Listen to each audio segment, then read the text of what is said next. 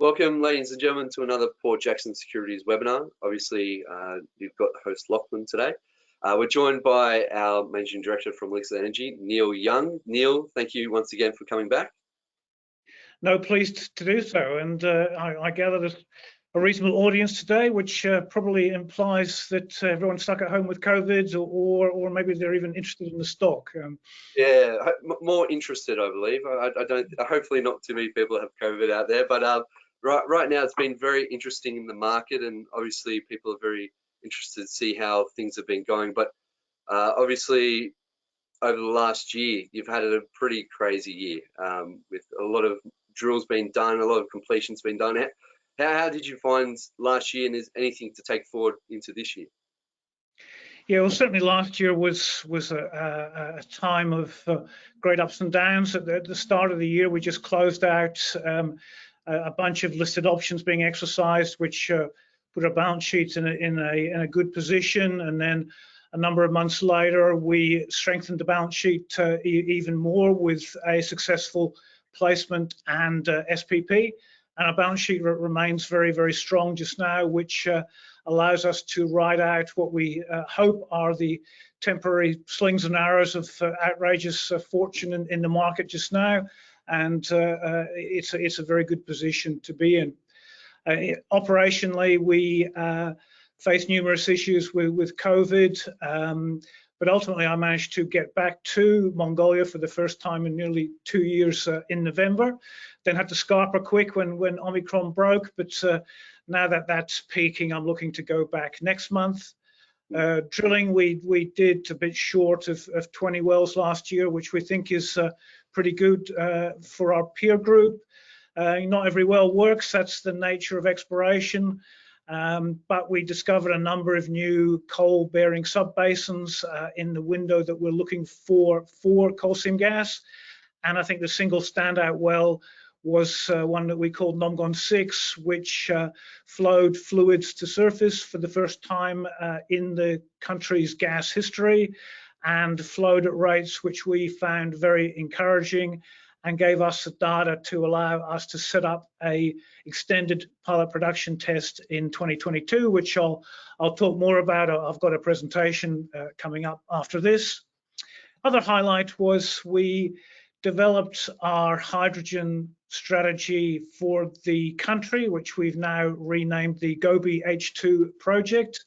Yep. I think I first mentioned this publicly a couple of years ago, but the momentum really built up last year, and it's something that we're incredibly excited about. The more work we do, the more we like it. And indeed, I've been so bold as to say that in my personal view, I think it's one of the globally best hydrogen export projects that I've seen, and I've pretty much looked at most of them. So hopefully others will share that view as we mature Gobi H2. Beautiful, beautiful. I've got a nitpick now. I'm interested to see why that's going to be your view. But as always, audience, we've got questions at the end with Neil. You've got a little tab drop-down box. If you want to put in your questions, we'll just save those for the end, and then we'll answer them live here today. But as you said, we've got a presentation to get through with regards to the future of EXR and where we're going to be leading into.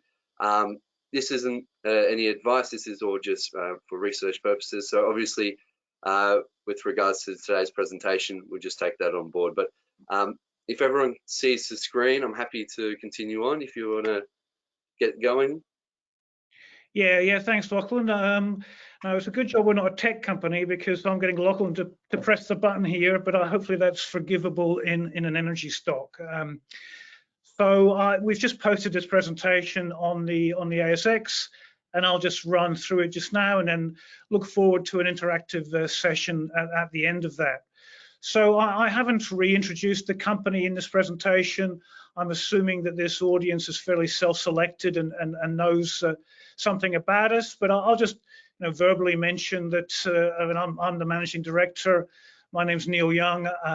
I first went to Mongolia more than 10 years ago with a view to trying to develop a coal seam gas or coal bed methane business in that country. And why did I do that? Well, I suppose it was because It was immediately adjacent to China, which at that stage was starting to consider importing coal seam gas from Queensland, which it now does in large volumes. And I thought, well, if that makes sense economically, Mongolia, which has got a lot of coal, will have very significant locational advantages in terms of avoiding the whole costs of shipping gas all the way from Australia. And that thesis is now even more playing out in hydrogen, but I'll come back to that. Also on our board is our chairman, Richard Cottee, who was the managing director of Queensland Gas Co, which is now supplying coal seam gas to China under the ownership of Shell and CNOOC, the Chinese national oil company. Also joining us on the team is another coal seam gas expert, an ex-colleague of mine from Santos. About 15 years ago, he set up Santos's coal seam gas business. His name is Stephen Kellerman, and he's a global expert on the topic. Our most recently appointed director is a lady originally from Belarus, the other end of the ex-Soviet empire, from Mongolia, a fluent Russian speaker, has worked in China, and really brings a lot of insights for me as to how ex-Soviet countries are governed, which are not perfect, but are certainly a lot better than many in my experience. So that's Elixir. I'll go to the highlights here of the forward-looking program for this year. So we've done a lot of work in previous years. Every year we've done more work. As I noted, last year we drilled nearly 20 wells. This year will be 22 wells and an extended production test. That test involves completing 2 wells, putting them on pump, and then pumping out fluid for a period of up to 6 months, which will initially be water and then ultimately gas. And if that gas flows at a commercial flow rate, then we'll be able to book our initial reserves booking for this asset. In parallel to that pilot test, we'll be drilling wells all across the PSC area, which for those of you who've heard me before, I liken to a piece of land the size of Belgium. It's 30,000 square kilometers. It's a pretty big piece of real estate. We'll be shooting seismic, as we've done in previous years as well, and building up a whole bunch of data on what we look forward to being new coal-bearing subbasins. I mentioned cash. This is strong. It's nearly $30 million as at the end of the year. This finances us for a number of years to come. Coal seam gas drilling is cheap compared to normal oil and gas, and Mongolia is cheaper than Australia by a fairly long way. Our well costs are in the hundreds of thousands, not in the millions. Now, our hydrogen project, we are the first mover in the country. I'm aware of some other larger companies sniffing around, and indeed they might be interesting people to talk with and potentially partner with in the future. But as right now, we are moving rather than just thinking about it, and that's gaining us a number of material advantages. And the foundation of those advantages is location. If it's meritorious to supply methane from Mongolia to China, then hydrogen is even much more advantaged given the physics of moving it, and I'll come back to that point. And then hydrogen in its green form is made from renewable electrical energy, and Mongolia has fabulous wind and solar resources, which we are measuring just now, and we towards the end of last year acquired a pre-development solar farm asset as well. All right, thanks. Okay, so here's a summary of the 2021 program that was undertaken. You see the map there. That's the PSC area in the map indented. It's just on the Mongolian border, just north of China. In the middle of our block, you can see a bit of a rectangle. That is a mine called Tavantolgoy, which is a world-class coal mine. And more recently, an ASX company has farmed into there to explore for coal seam gas like us. And it, in fact, has a number of peers who've joined us on the coal seam gas journey in Mongolia, which we thoroughly welcome. Our view is the more the merrier, the more interest it attracts. And certainly the history of Queensland coal seam gas was that as more players came in, it attracted more interest from others over a number of years. So focusing on the detail of the work, we drilled 17 wells. We undertook one short-term pilot production test. We interpreted all those well results. The wells were categorized into core holes and lower cost stratigraphic holes. Seismic, we shot more than 500 kilometers, and we reinterpreted seismic that we'd shot in previous years, and that all feeds into an inventory of wells which we're going to drill in 2022. In the area of our initial discovery in the Nongon subbasin, we have been progressing a coal-fired generation project. We've executed an MOU with Mongolia's Ministry of Energy regarding that. That will be about 5 megawatts in size, reflecting the size of the current transmission network immediately proximate to that particular asset. But we see if that being successful, then other and larger gas-fired projects could take place. And maybe a good point to mention that many of you might have seen that Rio Tinto struck a deal with the Mongolian government this week to advance the underground stage of its massive Oyu Tolgoi mine, which on this map is just in the southeast corner, that little square there. And as part of that deal, Rio has committed to buy power from the Mongolian grid. Now, the problem is the Mongolian grid doesn't have spare power just now, so the government will be looking to encourage new sources of power, be they coal-fired, gas-fired, renewables, and hence a fertile environment in new demand, basically requiring to be served from indigenous sources. We undertake field work in terms of expeditions and then a lot of lab work in Mongolia, in Australia, and also occasionally using experts in the UK for paleontology, for example, or Beijing from time to time. There's a list of things there. I'm not the technical guru, so I will take that as read and move to the next slide. So managing COVID, globally, it has been a ubiquitous phenomenon. Mongolia is a developing nation, but it's been fairly blessed in terms of it managed to obtain a lot of vaccines early. And so now the population is strongly vaccinated with some weaknesses because of the early use of Chinese vaccines, but overall dealing with Omicron now reasonably effectively with the borders reopening again. Last year there were constant changes as internal borders came up and down, and certainly externally it was very difficult to get into the country until later in the year. But our team has been excellent in dealing with that.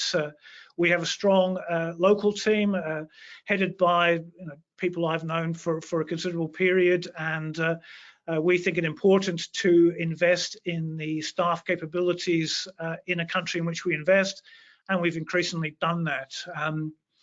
The Ministry of Mining recognised our efforts for the second year in a row in managing these COVID challenges by awarding us a prize called the Best Investor of 2021. And although that seems facile in some ways, it is important in a foreign country to have strong relationships, and we believe that we invest a lot into that, which is appropriate, and we're duly rewarded for doing so. In 2022, borders are more open, but the biggest issue that we might face is how long the Chinese borders remain very tight. Most of you will know that the Chinese government has, in effect, locked down the country for 2 years and will likely do so for a longer period. Getting supplies from China is accordingly delayed, but we are putting in place mechanisms to deal with that, such as ordering long lead items already, which are winging their way to Mongolia, but we are recognized could take a number of months as those Chinese border issues play out. Otherwise, in 2021, we had no safety or environmental issues. We look after the local communities that we work in. Anybody who's seen, for instance, Santos entering in New South Wales, which I was involved in back in 2007, are still twiddling their thumbs after spending $2 billion later. So you better work with local people on gas projects, or they can cause you problems, and that's something we've invested in right from the start. Okay.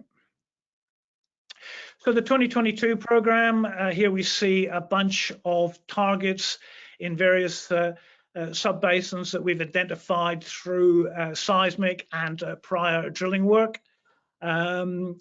The centerpiece of these will be towards the middle of the year, the extended pilot production tests, which I'll come back to, 22 exploration and appraisal wells, and potentially another short-term pilot production test as we did in 21. 300 Ks plus of 2D seismic and more seismic reinterpretation. That's a moving feast. And then as we hopefully obtain success in our extended production test, that will feed through in parallel to the generation project. Proving commerciality of the subsurface will work hand in glove with doing feasibility work on the surface work, which will entail a gas engine-based project connected to the local grid. And then, of course, we'll follow up more field work as we always do. So the extended pilot production test, here's a schematic of the surface facilities. Now, what's the aim of this? It's to dewater the coals and flow gas from the discovery that we made in the Nomgon sub-basin and provide proof of concept for a commercial development, which, as we've said, is a gas-fired generation one in this locale. Now, we've designed this to have two production wells 100 meters apart, depth to coals about 450 meters. This is not far from some prior wells that we've drilled, most of which were plugged and abandoned in accordance with the required practices, but a couple of which have been retained now as pressure monitoring wells to feed into the data that we will gather from this process.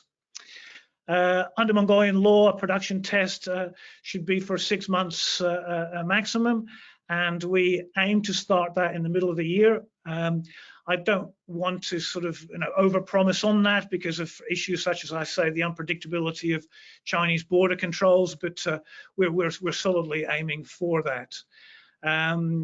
Ultimately, obviously, we want to have the ASX favourite of photos of a flare here and flow rates of gas which are commercial, and commercial here will rest upon the cost of drilling. Commerciality is entirely dependent upon your expected development costs, and so therefore different flow rates in different locations can be supportive of commerciality. And because costs here are low, accordingly a commercial breakthrough point can also be low. But I don't really want to go into at this point about delivering a number, because otherwise people will seize on it probably with rather too much emphasis. Okay. So here's the timetable for the year. A number of things go on throughout the year. We need to deal with the regulators, which are both petroleum, environmental, and local governments. We invest in the community. We provided support through COVID. We help out people with water wells. It's a pretty dry location, and work closely with the equivalent of the local mayors in the locations in which we are at. We do a lot of technical work using experts in Australia, which is now the global coal seam gas centre of excellence. And increasingly, we're adding to that with a trained up Mongolian workforce. The seismic process will commence in Q2 and run for a couple of quarters. Drilling will commence in this quarter. Now, there is an annual approval process required for drilling, and that requires the petroleum regulator, then the Environment Ministry, to issue annual permits. But we've got a couple of permits left over from last year, and we aim to drill a couple of wells starting next month. Then we'll be drilling pretty much for the rest of the year, as we did in 2021 in various locations. We're going through a mandatory tender process just now, which is near finalisation. We anticipate hiring 3 different drilling companies to do different types of work. And we look forward to a competition working well, as it did for us last year when we had 2 drilling companies, and also being able to learn from what the other operators are doing. And one of the benefits, as I mentioned, of an increased presence in the sector is that it effectively then induces a bigger and better service sector. So now, when I was in Ulaanbaatar in November, met a drilling company. They've imported 2 new rigs, which are capable of drilling to deeper depths, and those have been deployed recently for some others. And so we already see coming to fruition a broader sector delivering benefits to all. Production testing, we're aiming to start at the end of Q2 and then keep going for a number of months after that, and let's see how that plays out. So that's the timetable for the year, full of activity as it has been in previous years, and something that will generate lots of news flow. Of course, I say not every well will be a winner, although obviously the market would prefer that to be the case, but that's not how the geology gods play. And but we think our strike rate achieved to date has been pretty decent.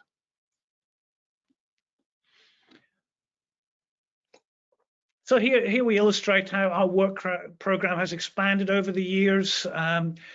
I came up with a rather tired phrase, well, certainly I'm tired of saying it, of the rinse and repeat model, and that is just doing what we do, moving out to new basins, doing appraisal work, doing the short-term production test, and now the longer-term production test.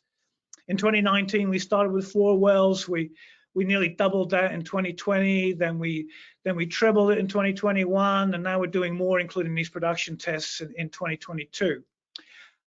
We think this is an aggressive but measured expansion approach, and it's all been managed over the last 2 years with COVID. With expats pretty much not being able to go to the country, which has allowed us to, for instance, develop models which we'll use in the future of supervising testing using online methods rather than shipping people out at greater expense to a country. And so in some ways, COVID has helped us develop new tools like that. So it has made you quite efficient during that period of time, do you find? Yeah, absolutely. Look, and I suppose I mentioned bringing on the local workforce as being important, and that's something that has had to happen, and not only our workforce but the subcontractor workforce, and then our Australian experts have had to liaise with the locals using online tools, and that's been not only our own geologists, etc., but also the service sector people that we've employed in Australia. And thankfully, Mongolia is pretty much in the same time zone as us. And with modern communications, we can use Zoom type tools to supervise things with video as well as audio, even though we're in the middle of the famous Gobi Desert. So that's been pretty interesting to see. And to manage things without the expense of foreigners is not only a cost saving, but it demonstrates to the local regulators and communities that we're not just some foreigners coming out here and bossing everyone around, which is an important part of building our social license. Okay. So moving to Gobi H2, here's the map that contextualizes where our petroleum license is. Now, that license has got no impact on our hydrogen project other than that is where we work. That is where we know the regional government, we know the local government, we know the local people, we have people employed here, we do work here. And those relationships which are relevant for one resources business are also relevant for a new one. Some people have said, "Oh, what's this crap about moving from methane to hydrogen?" Excuse my language. surely the two aren't compatible. Well, I think dealing with stakeholders, dealing with communities, dealing with the governments are compatible, and they provide a very strong platform for us to have launched this first mover advantage. Here we see China, and its most adjacent province to Mongolia is Inner Mongolia. That province produces a lot of steel, certainly a lot more steel than Australia does. And for instance, the city of Baotao, which I point to here on the map, hosts significant steel production, and that is not that far away. It's a few hundred kilometers by road from the areas at which we are looking to potentially produce green hydrogen using Mongolia's renewable resources. If something can be delivered by road, that is a short-term vision. The longer-term vision is delivered by pipeline, and that is the key source of competitive advantage for Gobi H2, is being able to deliver by pipeline saves an enormous amount of money compared to rivals in the likes of Australia, Chile, Namibia, which would have to deliver 2 projects by boat, which is enormously more expensive, which I happen to illustrate on the next slide. So here's a graph which I commissioned from an international energy consulting outfit called Rystad Energy. And what it really shows in gigajoules, the classic product of measurement under which methane is sold. People often talk about hydrogen in kilograms, but I think that's misleading. It's an energy product, and it's best compared by expressing it in energy terms. Now, what this shows is that shipping by boat, by liquefying hydrogen and delivering to East Asian markets, is going to cost in the region of $20 a gigajoule just for the shipping and liquefaction costs. Now, to compare that to methane, that costs about $5 a gigajoule to liquefy and ship, so it's about 4 times more expensive. Now, moving by pipeline, depending on distance here, the cost is going to be $1 or $2 if we're shipping 300-400 Ks. So in effect, 10% of the cost of shipping. So that's one thing. Now, someone might say, but surely Australia's got better sun, so won't that compensate for the shipping costs? Well, the cost of producing hydrogen before you actually ship it, 2/3 of that are how good your renewables are. 1/3 is basically the rest, which is the cost of your electrolyzer, your water, your labor, etc. So it's really all about renewables, and it's all about delivery. Everything else is noise. Now, the renewables in Mongolia, and we published something on this on the ASX, are fabulous. And the comparative studies that we commissioned from an independent expert indicated that when combining wind and solar, and it's the combination is important because obviously it doesn't, it's not sunny at night and it's not always windy. Mongolia is pretty much as good as anywhere we could find in Australia. So that's high quality resource. Combined with that, approximately $18 a gigajoule delivery advantage means that in my view, and I probably have to express it this way, in my view, I haven't come across a better hydrogen export project. That begs a question, though, well, why will it need to import hydrogen? Surely it can produce its own. Well, I mean, China is the world's largest oil importer, becoming the world's largest gas importer. It's a coal importer, as we in Australia know, and it is the world, in totality, the world's largest energy importer. More recently, we've commissioned another study by Rystad independently, which analyzes China's likely hydrogen needs in the decades to come, and which concludes that it will become a major hydrogen importer. And that being the case, there is no other location better than Mongolia near to China's industrial sectors on the East Coast. So we think it's a fabulous advantage, and we're pursuing it now very, very hard. Okay, next slide. So, as I mentioned, we combine exceptional renewable resources and a market that can be reached by pipeline, not boat. We believe that makes us tier 1 globally. Now, we're engaging with multiple stakeholders to push this hard. We've got a lot of support from inside the country. That's been reflected, for instance, with an MOU that we entered into with the Ministry of Energy.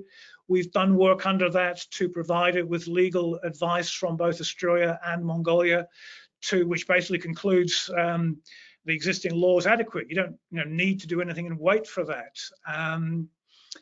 We have a feasibility study underway using Australian expert engineers who've done similar projects here recently. We're targeting Chinese steel mills, and we haven't engaged them yet because we want to do so later this year once we have the feasibility study more mature. But they are the most logical, but not only market for hydrogen. Steel is certainly one of the best markets for that product in our view. Now, we've got a good balance sheet, but we naturally don't want to spend it. So we've been engaging with potential project financiers for a pilot project. And in Mongolia, that has been led by a quasi-government body called the Mongolia Green Finance Corporation, who I signed another MOU with recently.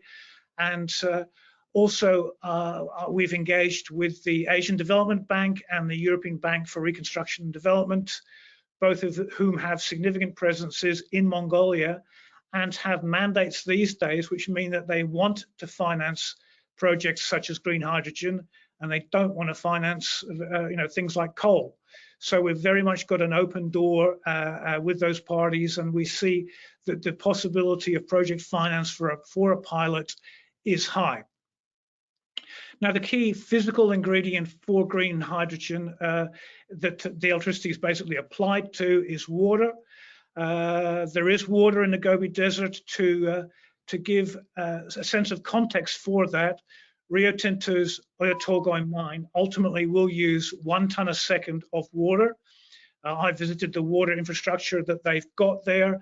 It's pretty significant, and it obtains groundwater from 50, 100 meters deep in the desert.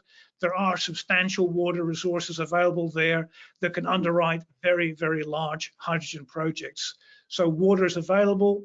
We'll be drilling for some this year to feed the pilot, and ultimately to feed a much larger project that we think can emerge in the decades to come after that. That's now, excellent. Sorry.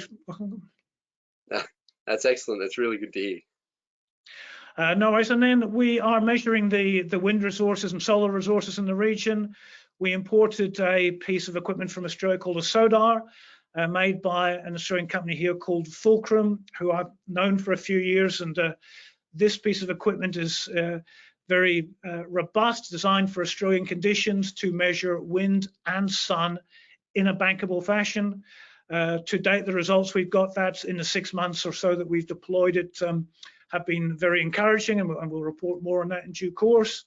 We're importing a solar-specific tool also from Fulcrum to deploy on the pre-development solar project that we acquired, which is proximate to the Oyu Tolgoi mine that I mentioned. And we're now in the process of importing more of these assets to deploy here.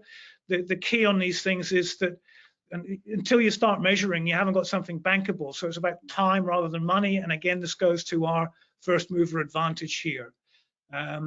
Solar and wind here is really complementary, really strong, and we think would underwrite a great project. Okay. So here's the investment highlights for Elixir. We're first mover in CSG in Mongolia. That's now attracting wider interest. There are now basically 4 ASX companies doing similar things, and we absolutely welcome that, and we wish them the best of success, because if that happens across the board, then that brings in more and more interest and significant ancillary benefits, as I mentioned, such as a growing service sector. Our program in 2022 is again expanding upon the programs in the prior 3 years. We're looking to add new resources, and we're looking to de-risk discovered resources, with a primary tool for doing that being the extended pilot production test, which, if that goes to plan, will deliver a commercial gas flow rate and allow a gas-fired generation project, the first in the country, to move ahead. Now, we've got a very strong balance sheet, as you've heard me mention maybe more than once or twice today. We have a 100% asset ownership position. Now, both of those things give us strategic and tactical optionality. We don't need to deal with anybody else. I mean, our view is that in the success case, a large asset needs a large developer, but as and when we bring in any such party, it's up to us. We don't have to do it because of balance sheet or other constraints. Now, within the country, we think we've got some pretty good relationships. I'm a board member of the Mongolian Business Council and recently became deputy chairman of a new body set up called the Mongolian Hydrogen Council. We have a great local team which we've expanded over the course of this year, and we've got growing service sector support, which is growing in skills and in equipment inside the country. Now, the gas market globally over the last 6 months or so has been unbelievably fabulous for a gas seller, but not for a gas buyer. Prices in East Asia and Europe have for months been $30 a gigajoule or an MMBTU, just unheard of prices. I mean, higher than oil price equivalent, which virtually never ever happens. I mean, prices in Australia have been solid, not quite as ridiculously high as that. And what we think that shows is that notwithstanding government moves towards the energy transition, gas is required now and for decades to come. It is a tool to help countries go to the energy transition, and there's no better place to be than East Asia, where that tool, in China in particular, is absolutely required to reduce the carbon intensity of the economy, which is how the Chinese are addressing the energy transition. China and Russia are talking about another gas pipeline, but those things take a long time, and that gas would come a long way. And if I was China, I'd rather deal with little old Mongolia than that a more unpredictable country to the north.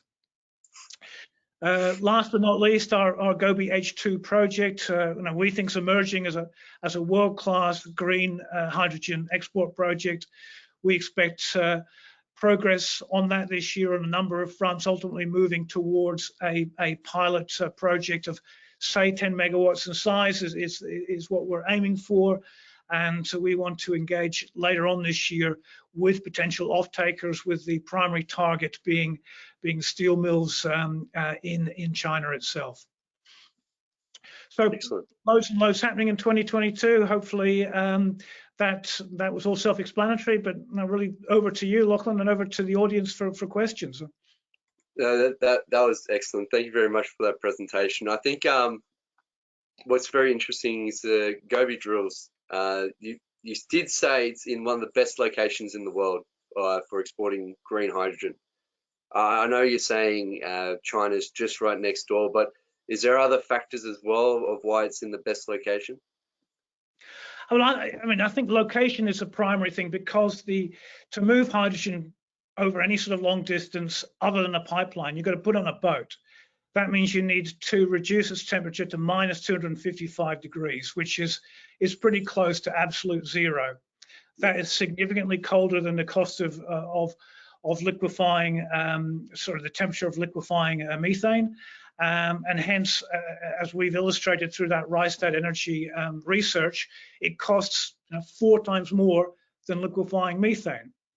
An alternative is to turn it into a liquid chemical such as ammonia, but that's every time you convert, in effect, one product into another, it costs you capital and it costs you energy.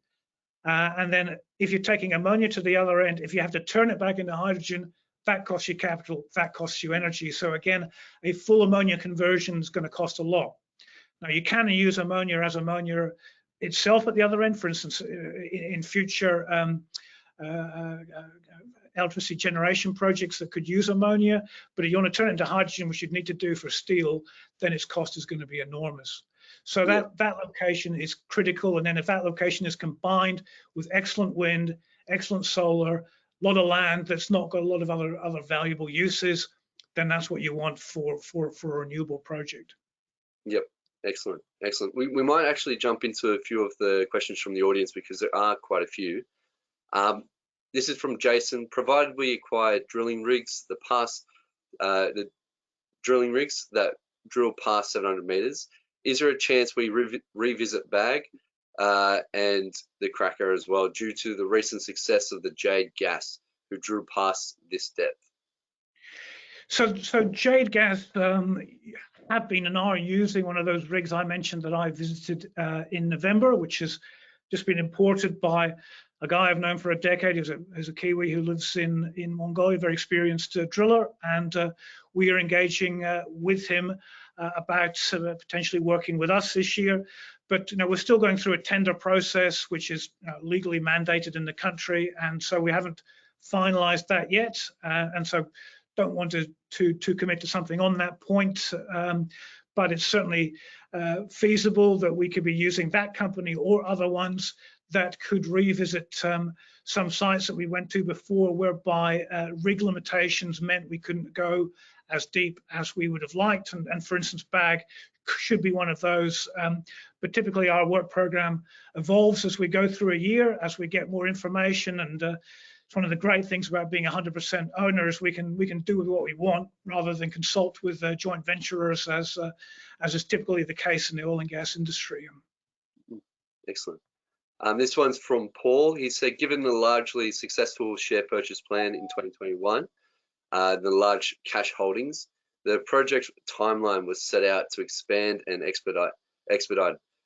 Is this still the plan, given the geographical advantages and ability to spend and bring in more hands? So we have expanded, and we are expanding. Now, I suppose the rate of that expansion is maybe less than some shareholders have suggested to me that we might do. I think a number of factors about that. We don't want to do something just for the sake of doing it. We want to obviously do things with the scientific rigor.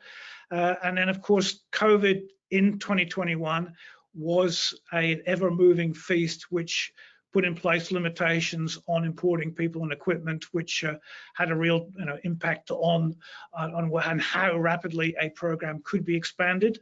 Yep. Now, having a strong balance sheet has allowed us to pursue the new business development opportunity of GoBH2, and if other things came up in country or elsewhere that were complementary, again, having the optionality of a strong balance sheet means that we can move on things that other people can't.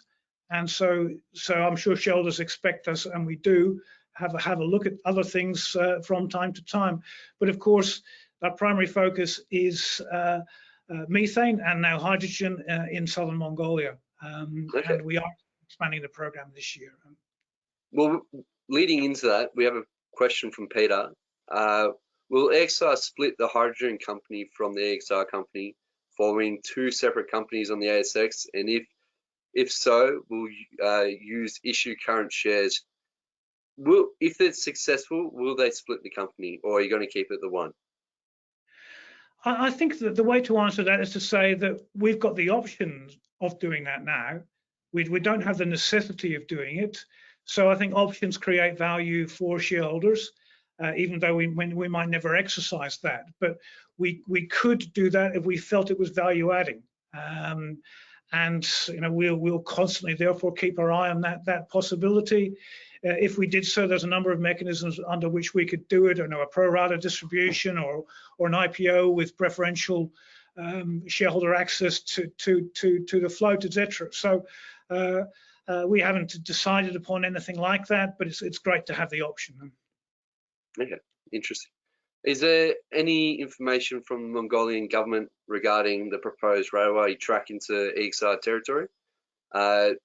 Is there any indication or information when the railway track in China will be completed as well, leading into EXR territory? Well, I actually saw that railway, which is in our territory, when I was there in November. So there is a railway which extends from the Tavan Tolgoi mine to the Chinese border, pretty much paralleling a road which, back on one of the maps you might have seen, that isn't quite operational yet, but it should be later this year. There's another railway which goes pretty much east from Tavan Tolgoi, connecting to the historical line traditionally connecting Beijing to the via Ulaanbaatar to the Trans-Siberian Railway in Russia itself.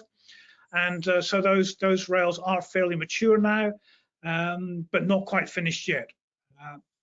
I mean, I suppose it's interesting to see that in the future, the locomotives there could be potential customers for methane. And we see methane-powered trains in the likes of Japan and America.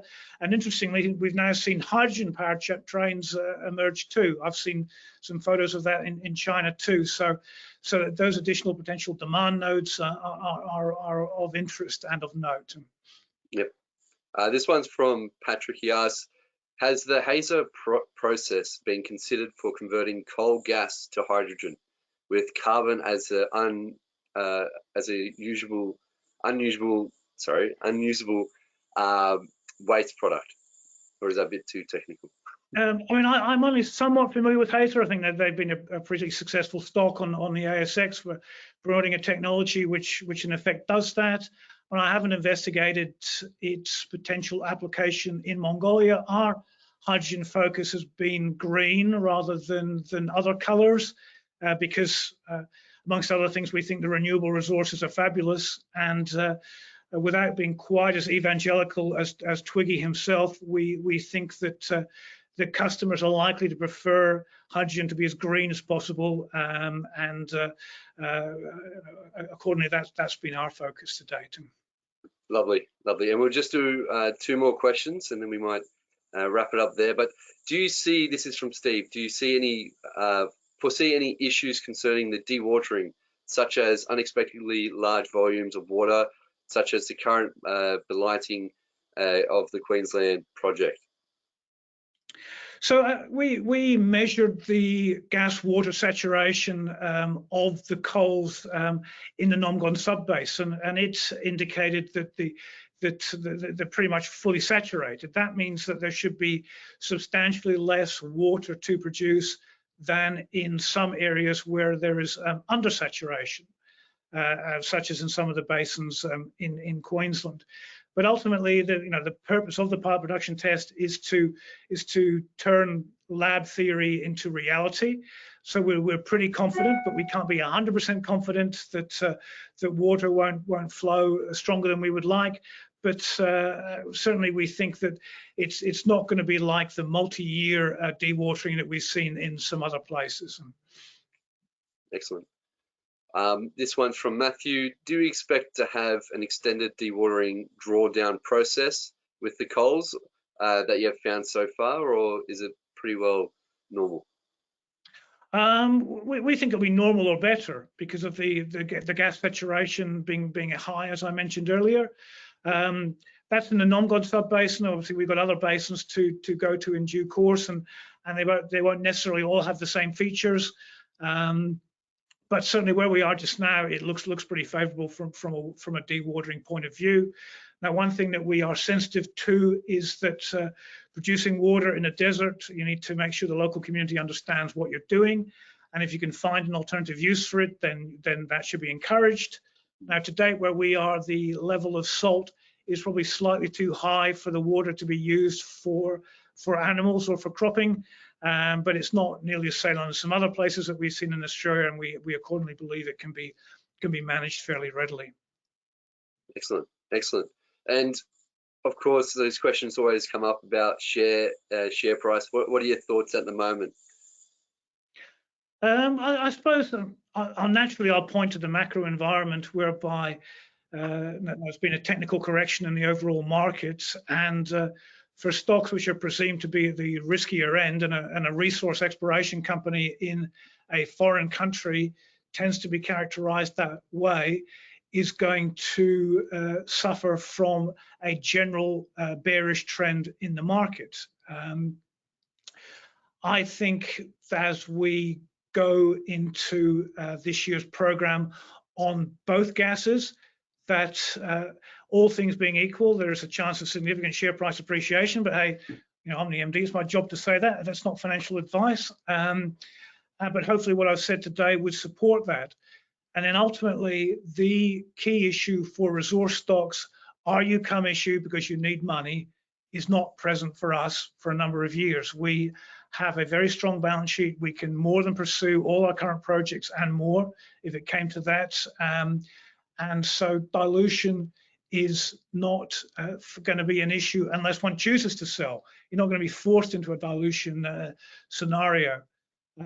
So, you know, we see macro issues, we see company-specific issues, but we think that we've got a pretty good program to bring back the halcyon days of higher share prices in the not too distant future. Lovely, lovely. Well, I do have to thank you. You put up a really good presentation today. I'm sure the investors are very happy with how you presented today. From Port Jackson Securities side, thank you for coming back and doing another webinar with us. Is there any final comments you want us to lead into 2022 with? Well, obviously, firstly, thanks to you and thanks to the audience for dialing in. And I think, as some of you might know me, and you can contact me in various ways. You've got particular queries.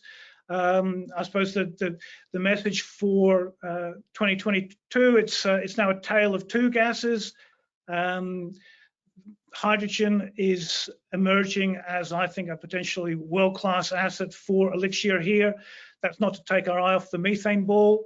The two rest on the same fundamentals of proximity to market and working in a country that we've got a pretty firm foundation in. Lovely, lovely. Well, thank you once again, everyone. This will be up on our website later, so if you didn't quite hear something or want to rewatch it again, you can watch it from there. Apart from that, my name is Lachlan Callaghan from Port Jackson Securities, and thank you once again for having us and attending the webinar today. See you next time. Thanks. See ya.